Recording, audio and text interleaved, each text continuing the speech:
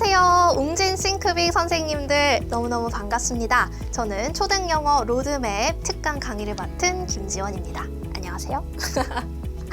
네, 저를 스마트홀 중학 컨텐츠를 통해서 보신 분도 계실 거고, 또 제가 이렇게 화면에다가 넣어놨는데 EBS 컨텐츠를 통해서 알고 계신 분도 계실 것 같습니다.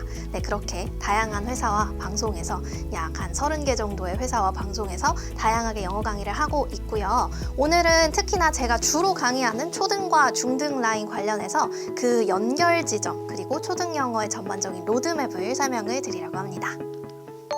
자, 오늘 총 이렇게 4가지를 제가 설명을 드릴 건데요. 첫 번째로는 초등 영어와 중등 영어의 차이.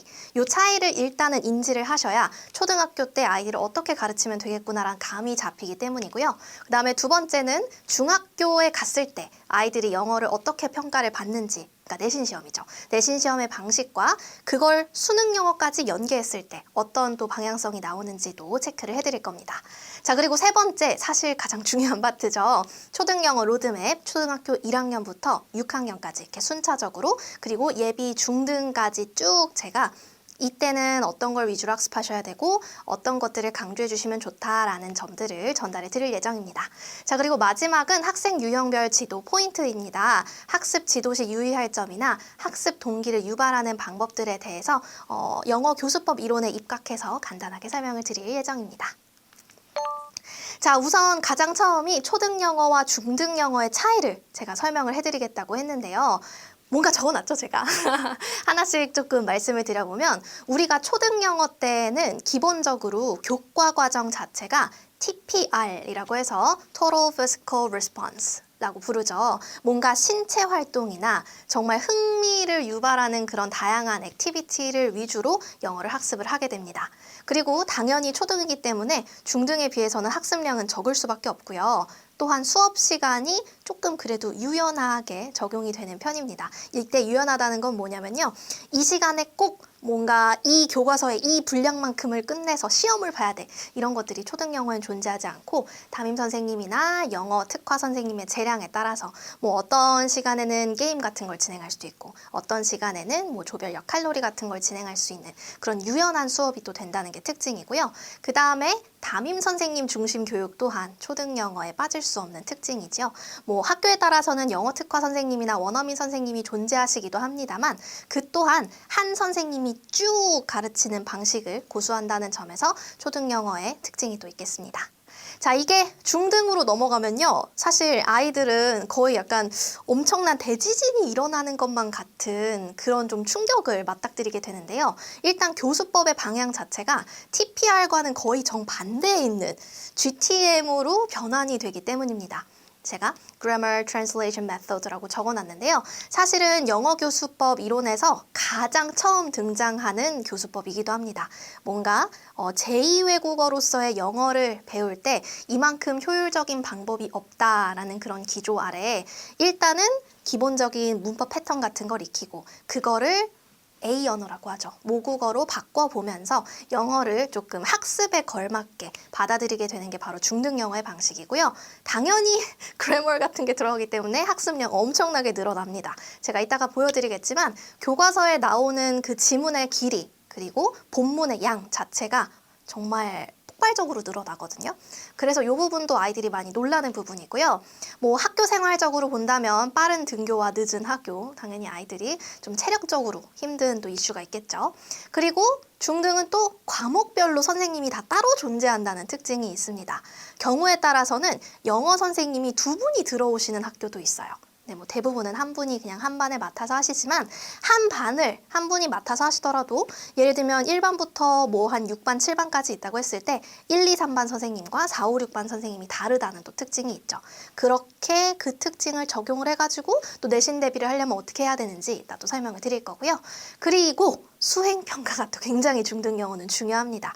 수행평가 항목이 생각보다 많은 분들이 이제 초등 영어 하고 넘어오셨을 때 그냥 지필평가만 대비하면 되는 거 아닌가 하시는데 이 수행평가에서 등급이 갈리는 경우가 꽤 있기 때문에 어떤 종류의 수행평가를 보는지 뭐 하다못해 뭐 회화인지 문장 외우기인지 아니면 팝송 부르기인지 뭐 기타 등등을 잘 확인을 하셔가지고 아이들을 따라가게 해주시는 게 중요하겠고요.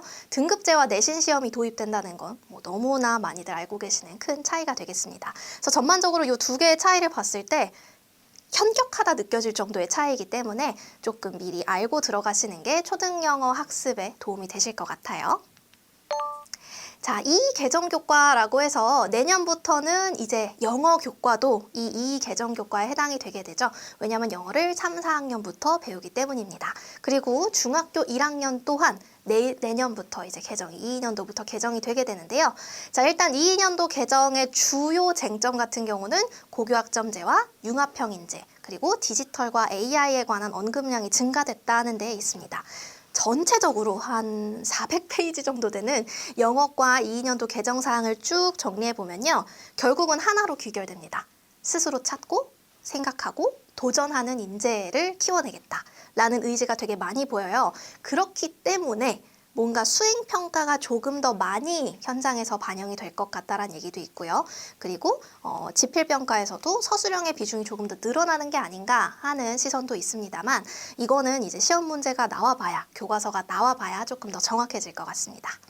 자, 1호년도 개정 같은 경우 저희가 이미 지나왔죠. 문과와 이과를 통합해서 교육한다는 게 정말 중요한 특징이었다면 2년도는 융합형, 디지털 리터러시, 고교 학점제 이런 것들이 도입되는 시기라서 사실 이 개정은 가장 포커스를 많이 두는 건 고교 학점제이긴 합니다. 그래서 고등 쪽에 가장 포커스를 많이 두고 있기는 하지만요. 그래도 교과서 안에 들어있는 소재나 어떤 지문의 주제 이런 것들은 많이 바뀌어 있기 때문에 한 번씩 꼭 찾아보시는 게 좋을 것 같습니다. 그리고 평가 영역 또한 원래는 듣기, 읽기, 쓰기, 말하기, 문법 이렇게 5 영역으로 구분되었던 반면에 이번 2년도 개정 교과는 영어 지식 정보의 이해 그리고 표현 이렇게 2가지로 변화했다는 특징도 있습니다. 그리고 특목이나 자사고의 수요가 증대될 예정인데요. 원래 내신이 9등급제 평가 과정에서 5등급제 평가 과정으로 축소가 되기 때문에 이건 고등 얘기입니다. 지금 중학은 여전히 A, B, C, D, E 이렇게 되잖아요. 고등에 가서 또한 1등급부터 9등급이 아니고 1등급부터 5등급까지만 구분을 하기 때문에 이러면 상대적으로 내신이 불리하다고 할 수 있는 특목고나 자사고도 학부모님들이 보내려고 하시겠죠. 그래서 뭔가 초등 단계 때부터 특목 자사고에 관해서 이런 소식이 있어요, 어머님. 요거를 대비하시려면 영어 수업을 조금 더 이렇게 심화해서 하시면 좋아요. 이렇게 상담할 때 접근하시는 좋은 또 방법이 되겠습니다. 자, 결국에 중등 브릿지 역할로 필요한 건요. 제가 총 3가지를 지금 언급을 드리고 있는데 첫 번째로는 언제나 기억하셔야 하는 것. 우리는 지금 장기 레이스 중이라는 겁니다. 페이스 조절에 실패하는 것. 플러스 그 페이스 조절의 실패로 인해서 그 반대의 급부로 사춘기가 세게 오게 되면은 아이들이 이제 영어를 녹습니다. 뭐 빠르면은 중학교 2, 3학년, 조금 늦게 만약 그런 시기가 온다면 고등학교 1학년 이때쯤부터 그동안 난 공부를 너무 많이 했어. 저는 엄마가 너무 많이 시켰어. 선생님이 너무 많이 시켰어. 이러면서 아이들이 공부를 놔버리고 이제 탈출을 하는 사태가 발생하기 때문에 그런 것들을 방지하기 위해서는 계속 제가 강조드릴 거지만 초등학교 때 영어 학습은 좀 재밌어야 합니다. 요거는 제가 계속 강조를 드릴 거예요. 자, 그리고 중등으로 넘어가는 과정에서는 문법이나 독해 시험에 아이들을 적응시켜 주시는 것도 중요합니다. 초등까지는 뭔가 TPR식 교수법, 뭔가 실용영어, 좀 회화를 위한 영어에 치중이 되어 있다면 중등 넘어가면서부터 완전히 시험을 위한 영어, 입시 영어로 아예 흐름이 바뀌기 때문에 요 접근이 다르다는 것도 인지하셔야 되고요. 그렇기 때문에 당연히 초등과는 학습 전략이 달라지겠죠. 문제풀이 연습을 당연히 많이 해주셔야 되고요. 한자식 용어라고 하는 것. 어른들도 싫어하는 뭐 이제 투부정사, 동명사. 벌써 싫으시죠? 가정법. 너무 싫잖아요. 근데 이런 한자식 용어들을 아이들에게 이제 가르쳐주면서 익숙해지게 하고 동시에 계속 얘기를 해주셔야 되는 건 이미 네가 알고 있는 거다라는 얘기를 많이 해주시는 게 중요합니다. 그러니까 뭐 이런 거죠. 애들이 맨날 집에 가고 싶어요 하잖아요. 그거를 영어로 바꾼다면 I want to go home 정도가 될 거란 말이죠. 근데 이거를 초등학교 때 애들이 말을 합니다. I want to go home, I want to go home 하는데 중학교 딱 올라오면 want의 목적어로서 투부정사가 쓰였고 이건 투부정사의 명사적 용법이에요. 이런 얘기를 하면서부터 점점 영어랑 멀어지는 거거든요. 근데 다시 한번 이미 너가 할 줄 아는 말인데 거기에 한자식 용어만 덧입혀진 거야 라는 그 인식을 아이들이 할 수 있게끔 꾸준히 전달해 주시는 게 중요하겠습니다. 그래서 제가 그 아래 이제 해결 방법으로 달아놓은 거 4가지 정도가 있죠. 점수가 확실히 측정되는 방식에 아이들 열심히 적응시켜 주셔야 합니다. 그렇다고 무식하게 문제 많이 풀리고 단어 많이 외우게 하면은 아까 저 장기 레이스의 관점에서 조금 실패하는 전략이 되겠죠. 학습량을 적절하게 조절을 또 해주셔야 되고요. 그 다음에 단어 암기가 많이 늘어날 것이기 때문에 어원 위주의 학습을 아이들한테 시켜보시면 좋습니다. 문법 외에도 중등 필수 어휘를 위주로 어원을 가지고 예를 들면 뭐 접두사나 접미사 같은 걸 가지고 아이들이 단어를 조금 쉽게 외우고 유추할 수 있게 해주시는 거 중요하겠고요. 그리고 이제 초등에서 중등 넘어가면서 점점점 아셔야 할 거는 지금이 책 읽기, 원서 읽기의 마지막 시즌이다라는 겁니다. 고등학교 가서는 책 읽을 시간이 없어요. 근데 국어 실력, 이 문해력, 이 글의 문단을 읽고 거기에서 핵심 요지를 뽑아내는 논리력 없이는 수능 영어는 어불성설입니다. 당연히 수능 국어도 안 될 거고요. 그렇기 때문에 가장 중요한 국어 비문학 실력을 위해서라도 국어의 어휘력을 위해서라도 영어 단어 시험을 보실 때 반드시 뜻을 제대로 아는지를 파악하시는 게 중요해요. 그러니까 아이들이 그냥 영어 단어 뭐 이렇게 그렇게 한 다음에 굉장히 뭐 예를 들면 뭐 그런 것들이 있어요. develop 하면은 뭐 발전하다 라고 하는데 발전이 뭐야 라고 하면은 모릅니다. 키가 크는 거요. 뭐 이렇게 얘기하는 친구들도 있어요. 뭐 그런 것들을 조금 정확하게 짚어주시는 게 영어 어휘를 외울 때부터도 중요하겠고요. 적절한 교재는 말할 필요가 없죠. 초등학교 5학년, 6학년 때부터 한자식 문법 용어가 조금 말랑말랑하게 들어있는 교재 선택해 주시는 게 또 중요하겠습니다. 자, 이제는 중학교 영어 봤으니까 수능 영어까지 조금 더 확장을 해볼게요. 우선 중학 영어의 내신 문제 구성부터 한번 확인을 해본다면 사지선다에서 오지선다 되는 정도의 객관식 문제가 한 20문제 정도 보통 출제가 되고 서술형은 한 5문제 정도가 출제가 됩니다. 그리고 수행평가는 학교마다 너무 다릅니다. 그래서 선생님이 어떤 수행평가를 내시는지 뭐 영어 문장 20개 외워가지고 그중에서 랜덤하게 한 3, 4개 시켜보시는 선생님, 아니면 팝송 구절 외워오게 하는 선생님, 아니면 뭐 일기 써오게 하는 선생님, 뭐 정말 다양하거든요. 그런 다양한 구성과 채점 방식 같은 거에 또 익숙해지시는 게 좋겠고요. 내신 대비 핵심을 또 꼽는다면 영역별 출제 의도를 잘 파악하는 겁니다. 그건 제가 이따가 문제 보면서 설명을 드릴 거고요. 그리고 중학교 영어를 대비할 때 반드시 있어야 하는 책은 평가 문제집과 해당 학교의 기출 문제입니다. 사실 이 2개만 있어도 아이들이 영어 80점 이상 나오는 데까지는 전혀 무리가 없을 수준이거든요. 어떤 학교의 경우에는 90점도 나올 수 있을 거예요. 근데 만약에 A등급을 목표로 한다면 여기다가 이제 뭐 우리 뭐 올백 기출이나 이런 것들이 있죠. 백발백중이나 이런 그 학교의 교과서에 맞는 문제집을 그 시험 대비 기간에 풀려보게 하는 것도 중요한 방법이겠습니다. 자, 그리고 제가 아래 한 줄을 적어놨습니다. 이게 바로 수능 영어의 핵심인데요. 수능 영어라는 건 결국 단락별 요지 찾기를 물어보는 시험이라는 걸 꼭 기억해 주셨으면 좋겠습니다. 그러니까 요 단락별 요지 찾기를 아이들이 잘하게 하기 위해서 초등학교, 중학교를 거쳐서 가는 거라고 생각을 해주시면 너무 좋을 것 같아요. 사실 수능 영어에 정말 다양한 유형이 있죠. 뭐 많은 분들이 어려워하시는, 그러니까 많은 분들이 어려운 유형으로 꼽는 빈칸 추론이라던가 가장 기본적으로는 뭐 주제 찾기, 요지 찾기, 아니면 뭐 문법, 어휘 적절성, 아니면 뭐 문단 요약, 뭐 추론, 너무나 많은 유형이 있지만 사실은 전부 다 단락별 요지를 잘 찾을 수 있냐라는 저 하나를 물어보는 거거든요. 수능 영어라는 게 대학 수학 능력 시험이죠. 대학교에 가서 공부할 능력이 되는지를 물어보는 시험이고, 대학교에 가면은 대부분의 과목이 개론 서적을 제외하면 영어로 되어 있을 것이기 때문에 영어로 된 교과서를 아이들이 공부를 해야 하니까 그 교과서의 요지를 잘 파악할 수 있냐라는 게 수능시험의 취지인 겁니다. 그렇기 때문에 이 부분을 항상 염두에 두셔서 아이들을 가르치시면 좋을 것 같아요. 자, 이제는 중학교 시험 문제 제가 이따가 자세하게 알려드린다고 했죠? 바로 지금입니다. 자, 기본적으로 문제는요, 보통 20문제에서 30문제 사이가 출제가 되고요. 넘어갈 수도 있지만 보통 요 사이에서 출제가 됩니다. 그리고 가장 많은 구성은 객관식 20개와 서술형 5개의 구성입니다. 그리고 보통 제가 지금 간단하게 번호별로 나눠놨는데요. 한 1번부터 3, 4번까지가 순수하게 어휘를 묻는 문제. 그 다음에 5번부터 한 8번까지 한 4, 5문제 정도가 Listen and Speak라고 해서 A, B, A 형태의 짧은 대화 구조들이 교과서에 나오거든요. 그것들을 잘 이해하고 있는지를 물어보는 문제가 나오고요. 그 다음에 9번부터 11번까지가 순수한 그래머 문제가 나옵니다. 보통 여기서 A등급, B등급이 갈리게 되고요. 제가 순수 그래머라고 적어놓은 이유는 그 바로 아래 대부분을 차지하죠. 12번부터 25번까지가 본문 플러스 서술형인데요. 그래머에는 조금 더 디테일하게 본다면 본문 안에 나와 있는 그래머를 서술형이랑 같이 곁들여 물어보는 케이스도 있고 순수하게 그냥 다음 중 투부정사의 명사적 용법을 사용한 문장으로 바른 것을 고르시오. 이제 이런 거는 사실 본문과 아무 관련이 없잖아요. 그런 순수한 그래머 문제가 따로 한 3개 정도가 출제가 된다는 얘기입니다. 자, 하나씩 조금 더 자세하게 본다면요. 제가 Listen and Speak 아까 말씀드렸죠? A, B, A의 대화 위주가 등장하고요. 보통 교과서에 한 바닥 정도가 Listen and Speak 차지합니다. 그리고 이 부분은요. 난이도가 가장 쉬워요.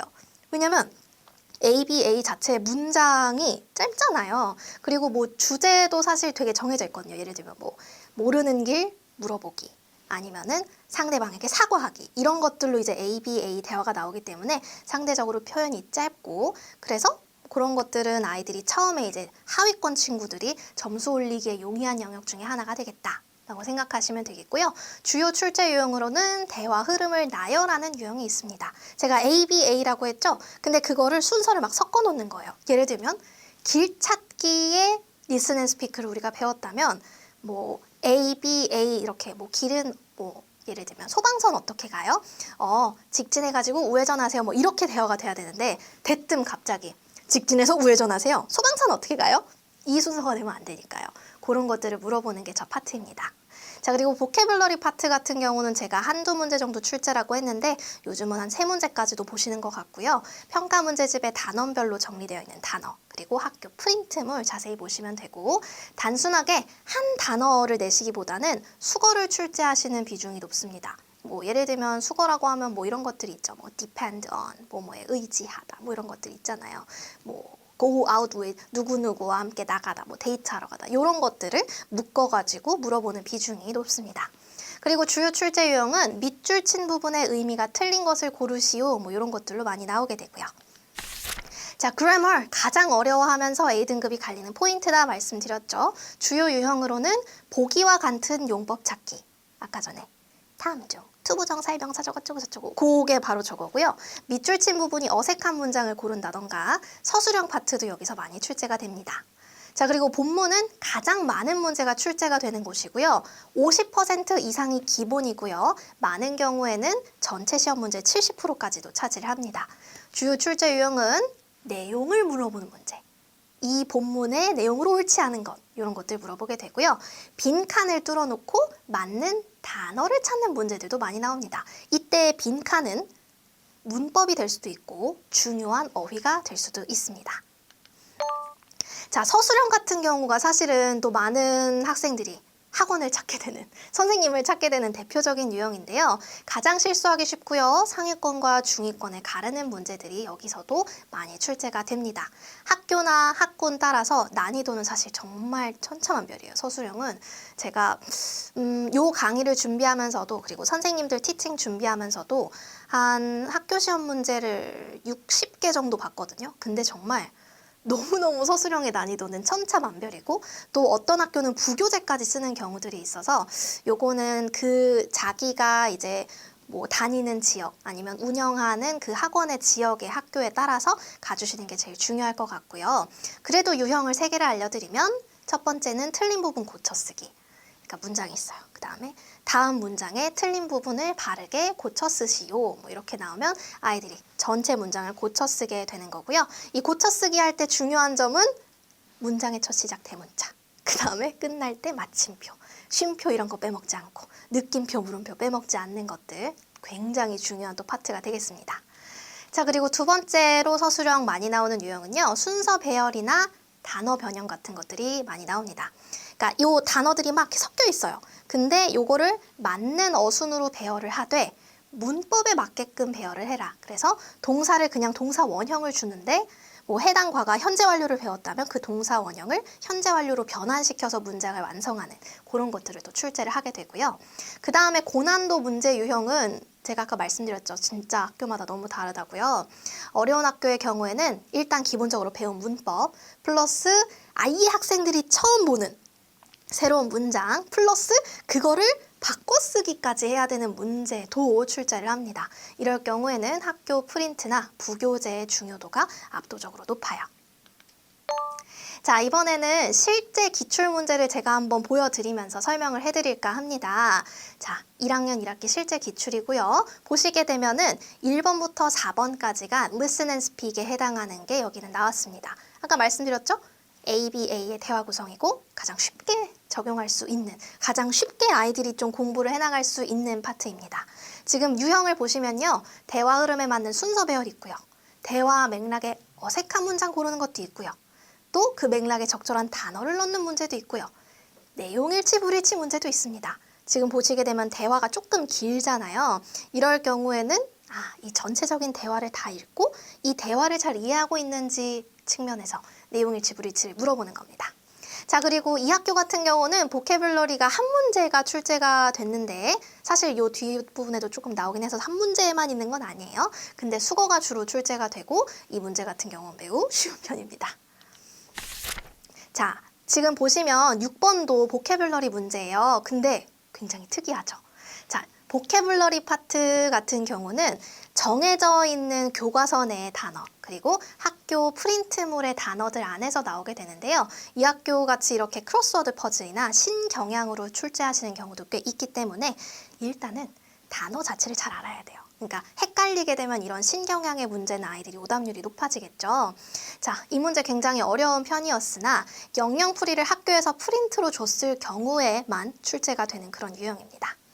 자, 그리고 7번이랑 뒤에 보실 13번 같은 경우가 바로 순수한 그래머 문제가 되겠고요. 모두 고르라고 하는 순간부터 난이도가 갑자기 확 상승을 하게 되는 유형 중에 하나입니다. 그리고 8번부터 27번까지 엄청 많죠. 이 모든 문제들이 전부 다 본문과 연관되어 있는 문제가 쭉 보이실 거고요. 이 중에서도 8번, 12번, 14번, 21번, 24번이 본문과 연계되어 있는 어법입니다. 그러니까 사실 위에서 보시는 7, 13, 그리고 8, 12, 14, 21, 24 하면은 7문제 정도가 본문에 나오거나 아니면 그냥 순수하거나 하는 어법 문제라는 거죠. 보시면 아시겠죠? 본문의 내용을 파악하는 것도 중요하지만 중학교 내신을 잘 받으려면 진짜 문법을 잘해야 돼요. 자, 그리고 크게 보면요. 대략 30문제 중에서 19문제가 본문이라는 범위 안에서 출제가 되고요. 이는 약 65% 정도의 비중입니다. 그리고 이 기조는 타 학교도 비슷하게 되고요. 조금 더 나눠본다면 본문 내용 관련 문제가 14개, 문법이 7개. 그러니까 본문 문법 또한 중요하다는 걸 한 번 더 강조를 드릴게요.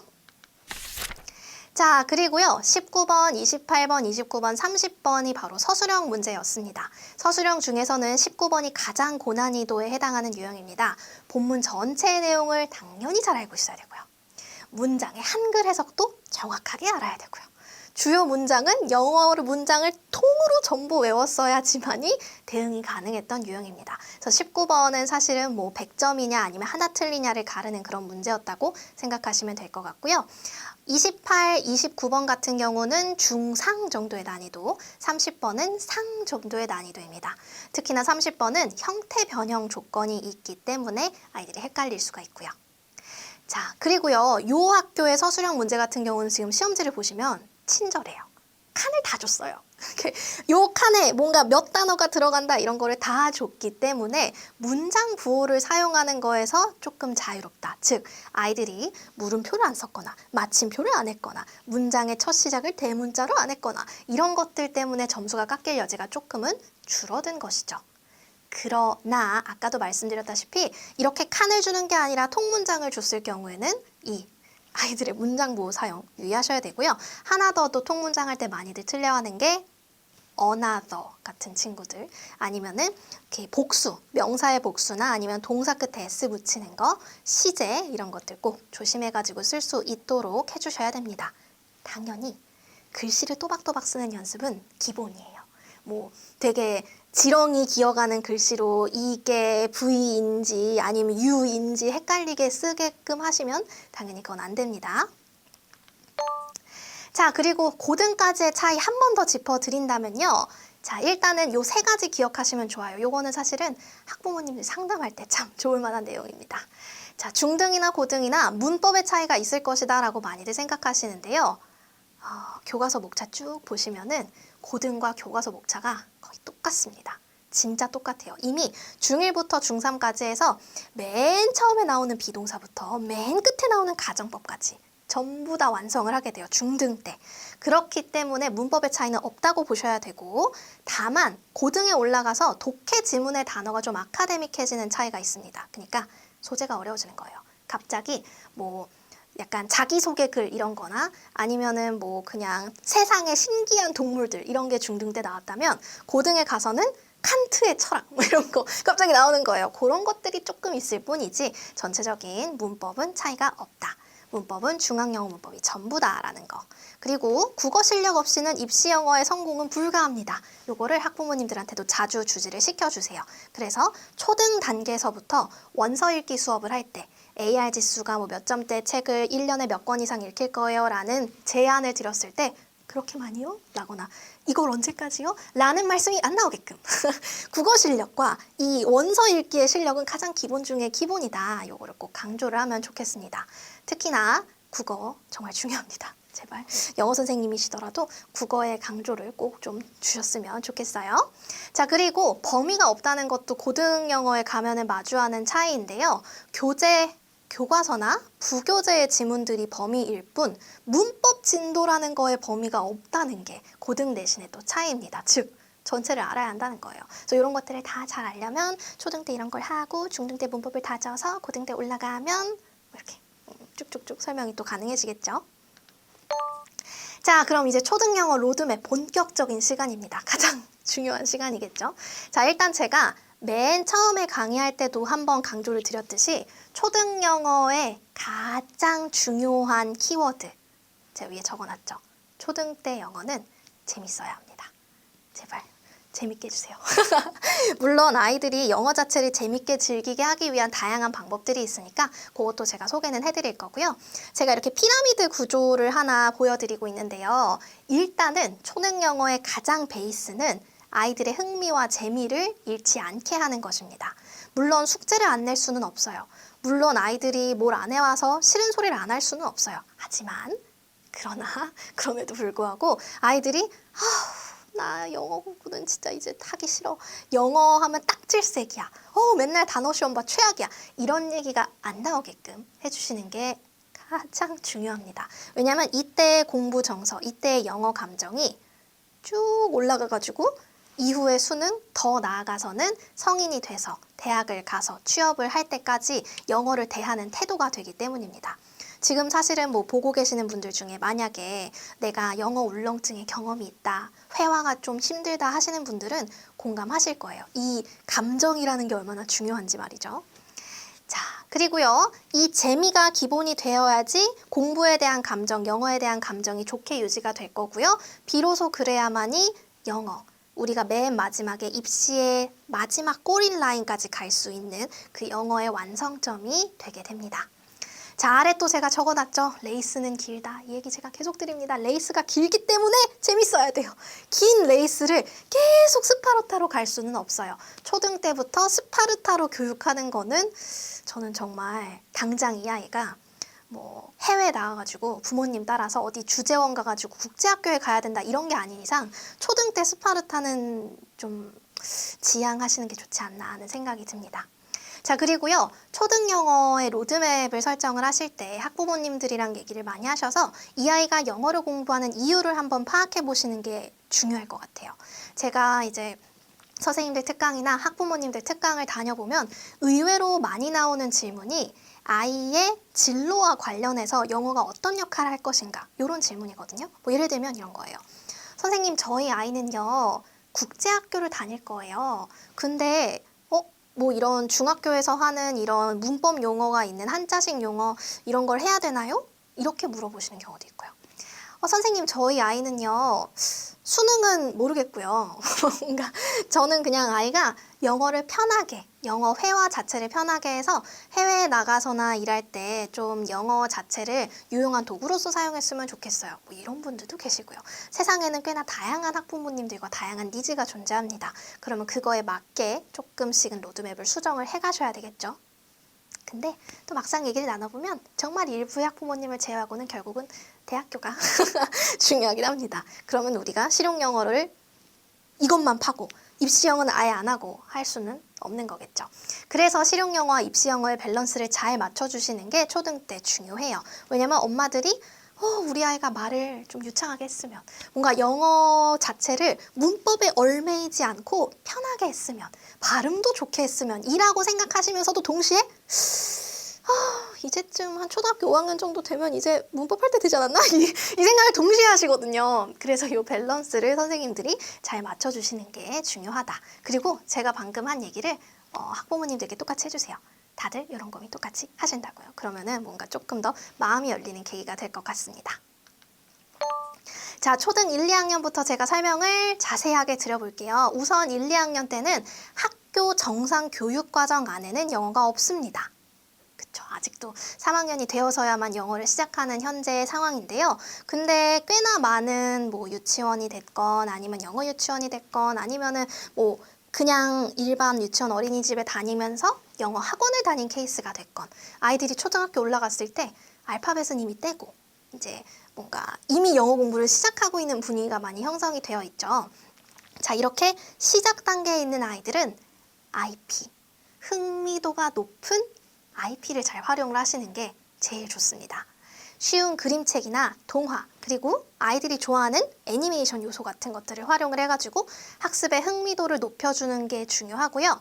동시에 이제 아이들이 AI 교과서 이런 거에 이제 점점점 익숙해질 거 아니에요. 그러다 보면은 이 글을 읽는 능력이 상대적으로 조금 뒤처질 수밖에 없거든요. 그래서 동시에 이 애니메이션만 하는 게 아니고 뭔가 원서, 태블릿이 됐건 아니면 종이책으로 된 동화책이 됐건 이런 글을 조금 짧게라도 뭔가 아주 큼지막한 글씨지만 그래도 스스로 좀 넘겨보면서 읽을 수 있는 그런 경험들을 1, 2학년 때부터 해주시는 게 중요합니다. 자, 그리고 제가 아래 인형극과 영상 IP를 통해 재미있는 학습 환경을 조성한다라고 적어놨는데요. 이거는 뭐 너무나 많이들 아시는 부분이니까 뭐 간단하게 이 정도만 얘기를 하고요.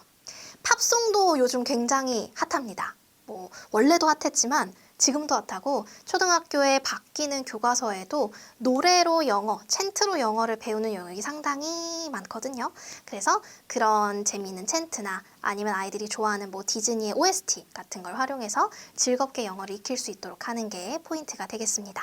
이때 쌓아놓은 영어 노출량이 아이들이 나중에 영어 문법을 얼마나 편하게 접근하는지를 또 가르게 하기 때문에 굉장히 중요한 파트라고 할 수 있겠고요. 아이 선호도 중심의 접근 중요합니다. 이때 영어는 학습이 되어서는 안 돼요.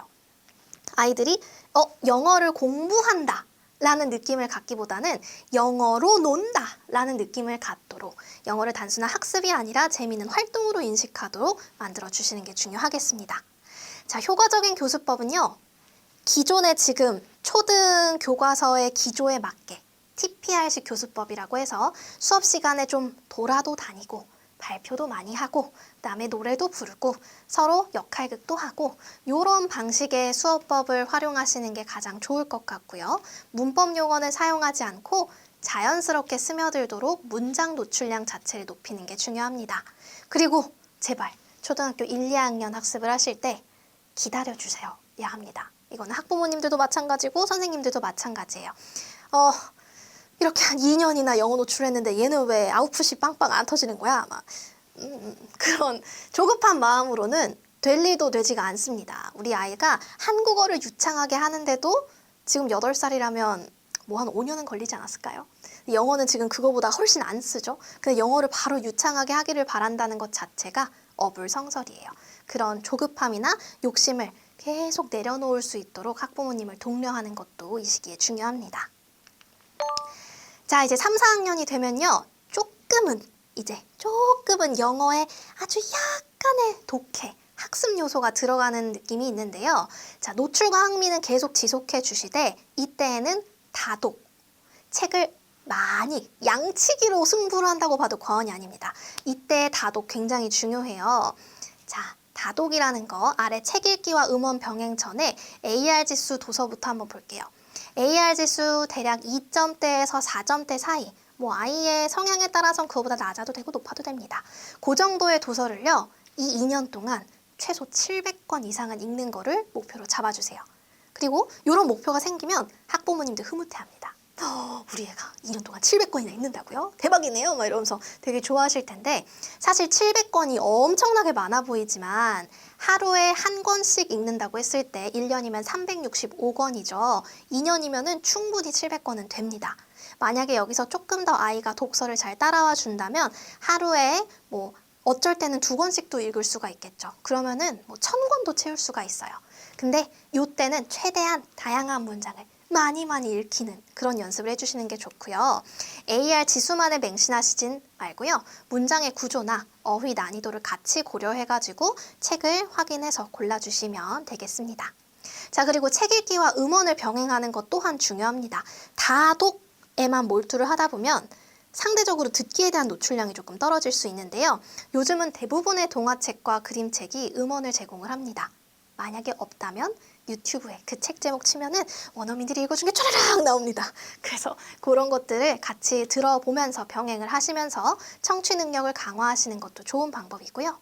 요거는 사실 음원을 병행한다라는 핑계로 엄마가 읽어주는 게 아니고 이렇게 틀어놓고 자, 원어민의 발음을 들어보라. 뭐 요간 요렇게 엄마의 숙제를 살짝 경감시켜주는 방향으로도 작용을 하기 때문에 이런 걸 잘 한번 설득을 해주시면 좋을 것 같아요. 자, 그리고 5학년에서 6학년 정도 시기가 됐다면 이제는 독해력 쌓기와 문법 정리 시작의 타이밍이 됩니다. 보통 요 과정에서는 문법 용어, 한자식 문법 용어를 처음 접하면서 내가 그동안 그렇게 많이 들었던 거, 읽었던 영어 문장이 문법 용어로 표현하면 이렇게 되네? 이런 거를 조금씩 뭔가 무의식 속에 스며들듯이 하게 하는 과정이 바로 요 고학년 과정이에요. 그리고 읽기 자료 또한 다양하게 제공해 주시는 게 좋은데요. 아무래도 이때쯤에 되면은 동화책보다는 조금 비문학 아티클에 가까운 것들, 아니면은 정말 간단한 소설, 얇은 라이트 노벨 같은 것들을 접근을 하게 해주시는 것도 좋은 방법입니다. 특히나 조금 학생이랑 1대1로 아니면 1대 소수로 커뮤니케이션이 가능하다 하시면 그 학생이 흥미를 갖고 있는 분야가 있을 거예요. 뭐 우주가 됐다면 우주, 아니면 뭐 패션, 뭐 여자아이들 같은 경우는 패션이나 뷰티 쪽도 관심이 이때 생기니까요. 그런 관련되어 있는 아티클을 제공을 해주시는 것도 좋은 방법입니다. 자, 문법 학습 접근법 같은 경우는 제가 쭉 설명을 해드렸고요. 동기부여 시스템을 제가 특별히 5, 6학년에 적어놓은 이유가 있습니다. 이제 선생님들이 많이들 생각하시는 게 초등학교 1, 2, 3, 4학년을 거치면서 얘네가 조금 컸다고 생각하세요. 그래가지고 이제 뭐 우리 옛날에 했었던 뭐 포도알 스티커 붙이기나 아니면 뭐 포인트, 쿠폰 제도 이런 거는 조금 유치하지 않을까? 안 해도 되지 않을까? 생각하시는 경우가 많은데 아닙니다. 사실 요 포인트나 쿠폰은 성인인 저도 좋아합니다. 학생들의 학습 동기를 높이고 지속적으로 계속 영어 공부를 하게끔 하려면은 이런 동기부여 시스템이 고학년이 됐다고 빠지는 일은 없어야 할 것 같아요. 자, 이번엔 초중등 연계 로드맵 한 번 더 짚어드리려고 하는데요. 방금 보셨던 5, 6학년 가장 낮은 단계에 있죠. 자, 그 다음에 중1로 넘어가면 아이들이 영어가 갑자기 쉬워졌다고 느낍니다. 왜냐면 6학년 교과서의 마지막이 What color do you like? 뭐 어쩌고저쩌고 되게 문장이 꽤 길어. 근데 갑자기 중학교 1학년 오니까 Hello, I'm 지원. 여기서 다시 시작하거든요. 그래서 갑자기 문장이 되게 쉬워졌는데 시험은 어렵다고 아이들이 느끼게 돼요. 왜냐면 아까 말씀드렸듯이 다음 중 비동사의 현재형으로 올바르지 않은 걸 고르시오. 막 이러면 이제 비동사 현재형 애들이 뭔가 멘탈 붕괴에 빠지게 된단 말이죠. 그래서 이런 간극들을 잘 메워주시는 게 중요하다는 말씀 한 번 더 드리고요. 본문 학습이랑 문제 많이 풀면서 유형 잡는 거 계속 해주시고, 상대적으로 중학교 1학년은 자유학기제가 적용이 되는 경우가 많기 때문에 조금은 그래도 적응할 시간이 있습니다. 자, 중학교 2, 3학년에 올라가신다면 교과서 목차를 쭉 뽑아봐서 요런 문법의 플로우가 있구나라는 거를 확인을 해주시고요. 아이들이 교과서에 따라서 아무래도 문법은 그 본문에 나오는 문법을 배워요. 그래서 예를 들면 이런 거예요. 우리가 그냥 문법 순서를 생각했을 땐 비동사 배우고 일반 동사 배웠으면 그거의 과거형, 그 다음에 뭐 그거에 뭐 다 합친 미래 시제 이런 것들 이렇게 차례차례 배우면 참 좋을 것 같은데, 그 교과서 안에 목차를 보면 미래 시제를 배웠다가 갑자기 막 뭔가 형용사나 부사의 꾸미기, 수식 이런 것들이 등장하기도 하고요. 가정법을 한창 배우고 있는데 소댓 구분 같은 것들이 같이 한 과에 등장을 해요. 이러면 이제 사실 요 두 개 사이에는 너무나 접점이 없잖아요. 근데 큰 그림으로 보면 어쨌건 요 안에서는 다 영어를 구성하는 요소이기 때문에 그런 것들을 놓치지 않게 단권화를 해나가면서 적용을 하시고 연습을 하시는 게 또 중요한 파트가 되겠습니다. 자, 이제 마지막입니다. 학생분들 유형별로 지도하는 포인트를 제가 조금 정리를 하려고 하는데요. 지금부터 제가 말씀드릴 내용은 영어 교수법, 그 다음에 영어 개론 이런 것들, 이런 이론 서적에 나오는 내용을 중심으로 설명을 드리는 겁니다. 그래서 보실 때 이것은 굉장히 이론적이군 이라던가 이것은 너무나 이상적이군 이런 생각이 드실 수도 있어요. 근데 그럼에도 불구하고 우리는 이 수십 년, 수백 년간 연구되어 있는 이 이론에 기반해서 학생들을 한 번 더 또 점검하고 봐주는 게 중요하기 때문에 제가 그 부분을 조금 설명을 해드리려고 합니다. 들어보시고 적용이 가능한 건 적용을 해주시면 되고요. 이건 좀 어려운데 하면은 또 그 상황에 맞게끔 해주시면 될 것 같아요. 자, 저는요 오늘 학생 유형을 성격으로 나눠보려고 합니다. 왜냐면 난이도별로 나눈다라는 것은 이미 많이들 아실 것 같아요. 뭐 하위권 학생은 뭐 이런 거, 중위권은 이런 거, 그다음에 상위권은 이런 거. 요거는 많이 아실 것 같은데 성격별로 또 영어 학습법을 다르게 접근을 하는 게 초등 단계에서는 중요하거든요. 왜냐면 흥미가 계속 있어야 되니까요. 자, 가장 먼저 활동적이고 외향적인 친구들입니다. 개인적으로 이 친구들은 정말 장점도 극단적이고 단점도 극단적인, 굉장히 사랑스러우면서 굉장히 공부를 잘하지만 굉장히 속을 썩이는 그런 유형 중에 하나죠. 말하는 거 굉장히 좋아하고요. 막 에너지 넘쳐요. 막 계속 뛰어다니고요. 다만 주의 집중 시간도 짧습니다. 그리고 놀이와 경쟁을 선호하는 그런 측면이 있어요. 자, 이 학생들 같은 경우 이제 그런 개론 서적에서 추천하는 지도법으로 크게 4가지 정도가 나옵니다. 첫 번째는 게임 기반 학습. 우리가 게이미피케이션이라고 표현을 하고 있죠. 플래시카드 게임이나 아니면 팀을 해가지고 이제 서로 경쟁하는 퀴즈를 붙여본다거나 단어를 맞추는 활동을 해본다거나 카드 이렇게 막 뒤집어가면서 하는 그런 놀이들 있죠. 그런 것들을 해주시면은 이 친구들 굉장히 잘 따라올 거고요. 역할극 너무 좋아합니다. 연기 너무 좋아해요. 대화 연습을 통해서 실생활의 응용 가장 잘하는 친구들입니다. 그렇기 때문에 사실은 영어를 잘하는 아이들이 많아요. 왜냐하면 영어라는 것 자체가 일단 두려워하지 않고 내뱉는 거 참 중요하잖아요. 그래서 이 친구들은 저는 항상 만나면 진짜 너무나 사랑스러운데 가끔은 너무나 속상한 그런 친구들이라서 참 양가적인 감정이 들고는 합니다. 자, 그리고 이 친구들은 안 그래도 초등이 집중 시간이 짧은데 더더욱 짧은 친구들이에요. 5분에서 10분 단위로 활동을 나누어서 학습의 집중도를 유지시켜주는 게 참 좋겠고요. 그 다음에 칭찬과 보상에 이 친구들은 굉장히 잘 따라오게 됩니다. 작은 성취에도 긍정적으로 피드백, 칭찬을 계속 해주면서 뭔가 이렇게 우쭈쭈 해주면 굉장히 잘 따라오는 그런 특징을 가진 게 활동적이고 외향적인 친구들의 특성이에요. 자, 반면에 내향적이고 신중한 친구들도 있죠. 자, 이런 친구들 같은 경우에는 자신의 생각을 일단 정리를 하는데 시간 자체가 오래 걸릴 뿐더러 그 생각을 차분히 정리해서 말하는 것도 어려워합니다.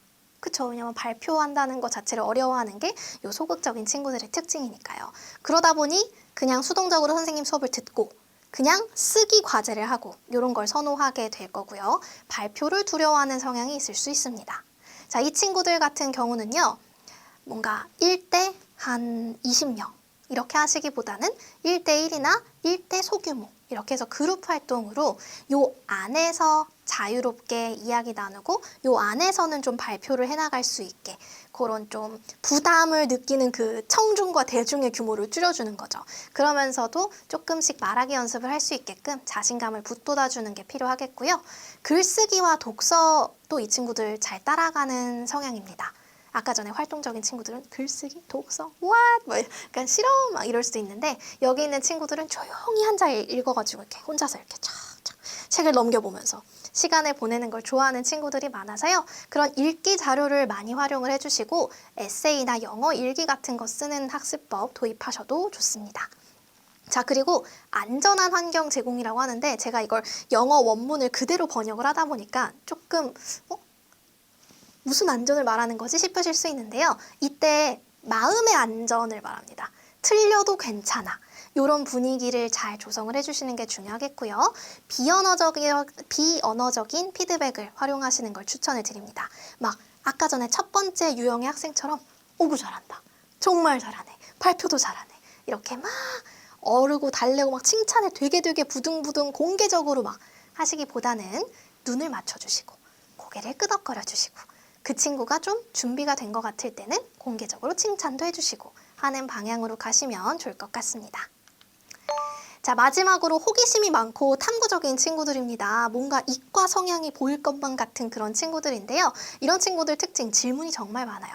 그리고 절대 그냥 넘어가지 않습니다.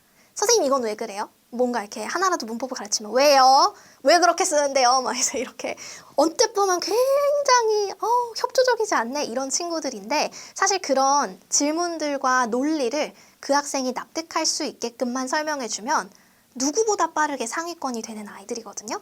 그래서 이런 질문이 많은 친구들, 스스로 탐구하면서 깊이 있는 이해를 선호하는 친구들의 경우에는 영어를 가르치실 때 자체가 이 문법을 왜 쓰는지 이게 한국어의 어떤 것과 가장 비슷한지 이런 것들을 좀 매치해 나가면서 설명을 해주시면 이 친구들 효과가 굉장히 좋습니다.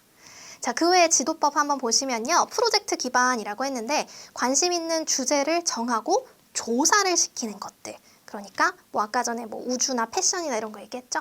그런 것들 스스로 정하고 조사하고 발표하는 거를 조금씩 껴넣어 주시면 좋고요. 추가적인 자료, 레벨에 맞는 심화학습 자료나 스토리북 같은 거 주시면 더 좋아하고요. 그리고 창의적인 활동도 이 친구들은 잘 맞습니다. 글짓기나 이야기를 통한 영어 표현을 많이 할 수 있게 격려를 해주시면 정말 좋을 것 같습니다. 자, 추가적으로 제가 EBS 강사 출신이잖아요. 그래서 선생님들한테 도움이 될 만한 영어 교수법 방향을 설명해 드리고 이 시간 마무리하려고 하는데요. 자, 첫 번째로 EBS가 항상 이야기하는 건 각 코너의 펑션이 확실해야 한다는 겁니다.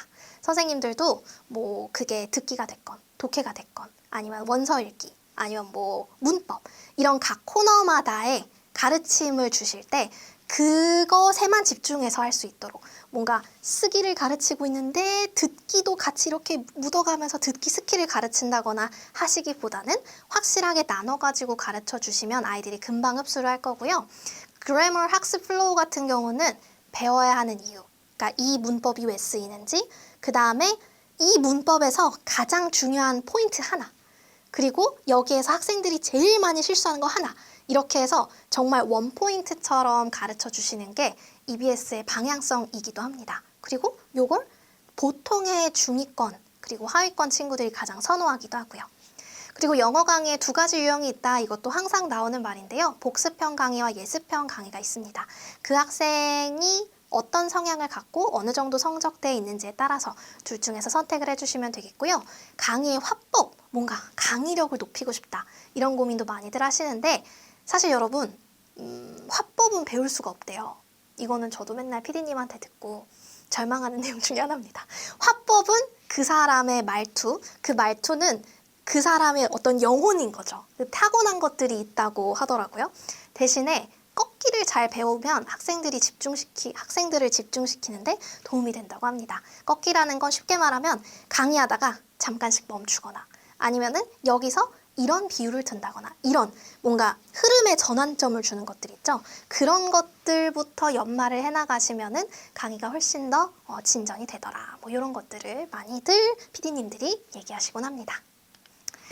자, 이렇게 오늘 꽤나 긴 시간 집중해 주셔서 감사하고요. 여러분들께 큰 도움이 됐으면 좋겠습니다. 저는 좋은 기회에 또 인사드리도록 할게요. 안녕히 계세요.